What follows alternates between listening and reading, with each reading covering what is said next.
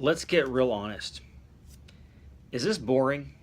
Like tabernacles and altars of offering and courtyards and lampstands? Why do I need to read about this?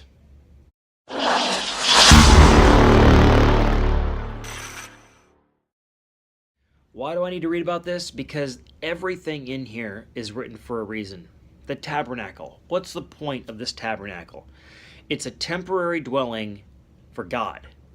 Now stop and ask yourself, why does God need a place to live on the earth? He says, heaven is my home, the earth is my footstool. He doesn't need a place to live. We need him here, and he was coming down here for us. A tabernacle was a tent.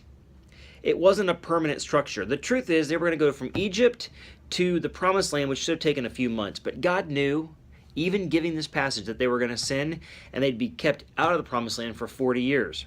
And then God knew that it would take hundreds of years before they would ever build a permanent site for the temple. God wanted to be in a temporary structure. When they put the permanent site up, Solomon's temple, and it looked just magnificent, they thought this will never be torn down, and it was after about 500 years. And then there was Herod's temple, which stood for a lot of years, and then it was torn down. Jesus said, "It won't one stone be left upon another." Here's the point: no matter how permanent you think something is, it's not. And God chooses to dwell in temporary structures, like you and like me. Now he dwells in us to give us that remembrance that this life is temporary and that he doesn't need to be down here. We need him down here. And when you think about God dwelling in you, that ought to do something for you. Not just in treating your body well. I mean, obviously you don't want to do things that are destructive to your body, but it ought to make you realize that everywhere you go is a sacred place. Everything you say, everything you do in your body is sacred.